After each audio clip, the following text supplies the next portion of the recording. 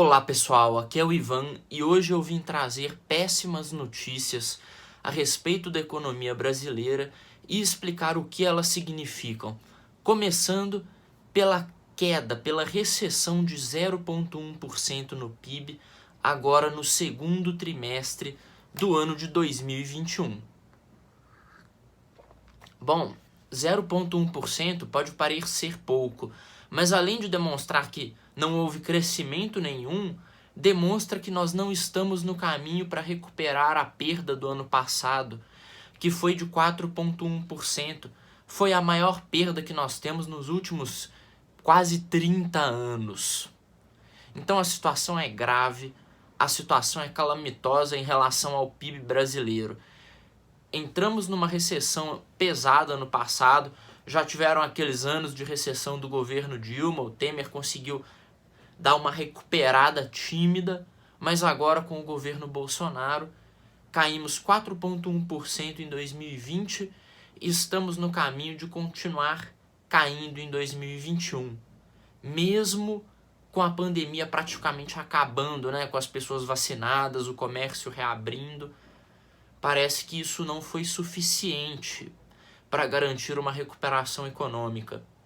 E esse cenário é mais preocupante ainda quando analisamos o resto do mundo e vemos que Europa, América do Norte, países da Ásia, todos estão crescendo, enquanto o Brasil é o único que está tendo crescimento abaixo do zero, está tendo 0,1 de recessão. Se ainda estivesse só no zero seria melhor, mas estamos indo para trás enquanto o resto do mundo está indo para frente. E essa questão do cenário internacional é importante porque a gente vive em um mundo globalizado que compete por atrair empresas, por industrialização, por inserção no mercado global. Vivemos num cenário de competição e nós estamos aí sendo literalmente a lanterna desse campeonato. Só que as notícias ruins não param aí simplesmente na recessão. Temos também um aumento dos juros nesse ano de 3,5% para 5,2% na taxa básica de juros. Só nesse ano um aumento de 2%. Vocês sabem, quando os juros aumentam, fica mais difícil investir. Fica mais difícil para as empresas, para os empresários pegarem empréstimo e fazerem investimento, expandirem suas plantas, expandirem os seus negócios. Então, quanto mais altos são os juros, mais difícil é investir no país, é fazer empresa, é fazer fábrica. Então isso contribui diretamente com o desemprego, que está batendo os 14%, estava um pouco mais alto, estava em quase 15%, 14,7% quando a pandemia estava em alta, quando a maioria das empresas estavam quebrando, a pandemia estava lá fechando tudo, Era o que estava acontecendo, estava batendo quase 15%, e agora, quando as coisas reabriram, o desemprego está batendo 14%, 14,2%, 14,3%. Isso mostra que o fechamento da economia não foi o grande destruidor de empregos. Nós temos um problema um pouco maior no Brasil. Nós temos um cenário de recessão causado por políticas macroeconômicas. E agora eu vou falar do dólar. O dólar que passou dos 5, chegou a bater 6 reais. Chegou em patamares assustadores e é extremamente danoso para a economia nacional. Na verdade, o dólar alto ele só é bom para quem faz exportação em larga escala, para o setor do agro, para o agroexportador, E bom mais ou menos, porque no final o agro tem que comprar fertilizante em dólar, maquinário em dólar, tem que pagar insumos em dólar, então eles têm um ganho momentâneo, só que depois quando tem que reinvestir e o dólar está lá nas alturas, não existe lá um ganho tão maravilhoso para o setor do agro, não é mesmo? Mas o maior problema do dólar não é o trator que o agricultor vai ter que comprar em dólar que vai ficar caro. O problema é da indústria, porque praticamente tudo que a indústria brasileira usa, de maquinário, de software, de tudo, é importado, é comprado em dólar. E o fato interessante que nós temos é que o setor da indústria no Brasil está respondendo no momento por 11 eu anotei isso em algum lugar, 11,3% do PIB nacional. E esse é o menor patamar desde 1947. O Brasil vive uma situação de desindustrialização, aumento do desemprego, precarização da economia, redução da produtividade nacional e aí redução do poder de compra do povo. Porque além de estar desempregado e vivendo de bico, o povo brasileiro está vendo seu dinheiro ser corroído pela inflação. E esse é o último e o pior dos dados, das informações que eu queria trazer para vocês. Porque a inflação no Brasil está voltando a bater os 2 dígitos. A inflação real provavelmente já passou dos 10%, mas se formos olhar os índices oficiais, e o índice da cesta básica e etc., já está batendo 9,3%, 9,5%. Isso significa que o salário do trabalhador está sendo reduzido em 10%. Isso significa que o povo está perdendo seu poder de compra, piorando sua qualidade de vida, enquanto quem ganha com isso é o governo, que está conseguindo recolher mais imposto. O governo recolhe mais imposto porque os preços estão maiores, aí como o governo é praticamente o primeiro a receber esse dinheiro, né? O governo ele consegue pegar esse dinheiro antes dele se transbordar pela economia. Os funsas, o pessoal do super salário, esses aí lucram com a inflação.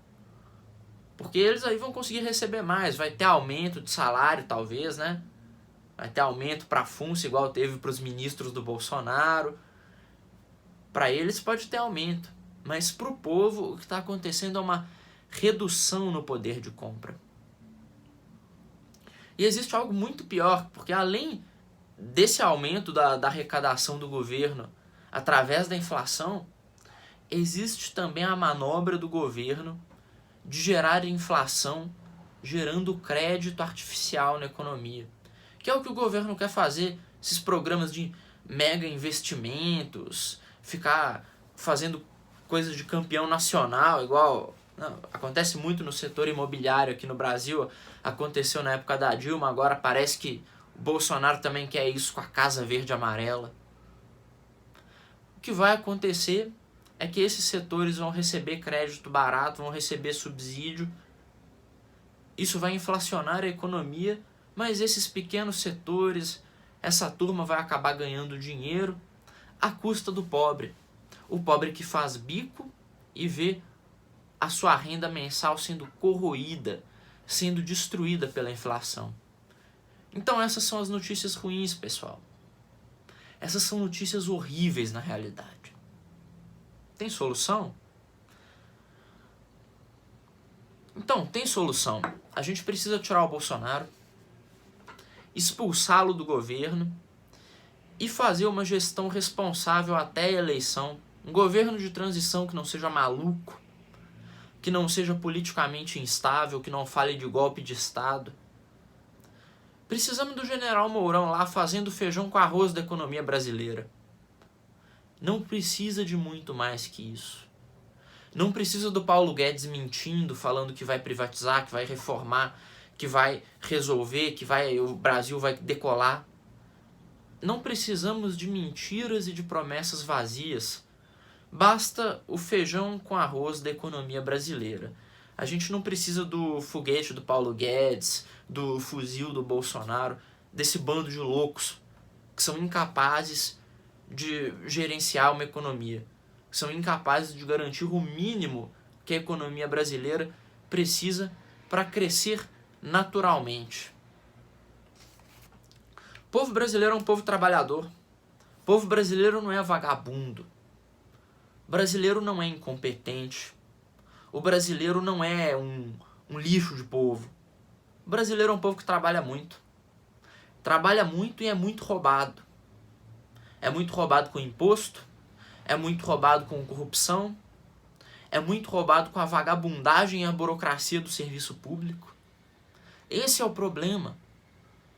Essa é a reflexão que eu gostaria de trazer para vocês. Como a gente resolve a questão da economia brasileira, sendo que nosso esforço produtivo, nossos recursos, continuam sendo usados para encher a pança de uma elite do funcionalismo que não faz nada de útil e fica aí comendo super salário, recebendo dinheiro a rodo. Enquanto você, trabalhador, né, você, cidadão normal, que não recebe dinheiro público, você está só se lascando. Você mal tem dinheiro para sobreviver, que dirá ter uma vida digna.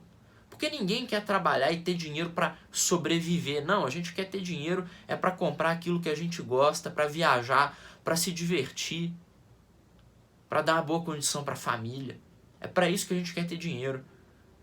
O governo não está deixando você nem comer direito, nem fazer churrasco. Que dirá dar uma boa condição para seus filhos, dar uma boa educação para seus filhos, ou, sei lá, gastar tudo em uísque 21 anos, gastar tudo em vinho do Porto importado, se você quiser. É seu, né, o dinheiro? Mas não, o governo decide pegar tudo em forma de imposto e usar para favorecer funcionalismo público e campeões nacionais. É isso que acontece no Brasil e é isso que acontece no Brasil há muito tempo. Não foi o Bolsonaro que começou com essa palhaçada. Já era assim na época do Lula. Foi assim também antes do Lula. O Collor se elegeu falando que ia caçar os marajás, né? O pessoal que vivia na mamata. Caçou muito marajá o senhor Fernando Collor, né? Antes dele, na ditadura militar, também era assim. Também tinha gente comendo dinheiro público a rodo. E na época não existia nem investigação. Na verdade, era assim antes. Na época do Juscelino, o psicopata das rodovias, a quantidade absurda de dinheiro que foi gasto pelo governo do Juscelino enriqueceu empreiteiras, enriqueceu oligarquias. Se bem me lembro, a Odebrecht ela se ergueu e conseguiu aquele monte de contratos, aquele monte de dinheiro para se tornar uma mega empresa na época do Juscelino, na construção de Brasília, não foi? Pois é. O problema é antigo. O problema vem desde a época da República Velha, desde a época da colônia. Aliás, Getúlio Vargas também agia assim. Também usava o Estado como uma máquina para enriquecer os amigos do governo e lascar o povo. Se a gente for rastrear o problema, a gente vê que ele tem raízes na colonização, tem raízes na cultura que foi trazida para cá, na forma como as instituições brasileiras foram construídas, as chamadas instituições extrativas, com o objetivo de recolher recurso, recolher dinheiro para favorecer oligarquias, para favorecer os agentes políticos e não para favorecer o povo. E esse é o grande problema do Brasil. Vejam só, eu comecei falando do problema do PIB recolhendo em 0,1% no segundo trimestre, né? Mas estou aqui falando do grande problema do Brasil. Bom, esse vídeo já está ficando longo, 14 minutos. Eu espero que vocês tenham gostado, tenham achado interessante, tenham achado instrutivo o vídeo. Se inscrevam aí no canal, pessoal. Cheguei aí em 1.050 inscritos, estou bem feliz. Vamos tentar bater a meta dos 1.100? Vamos lá? Até mais, turma.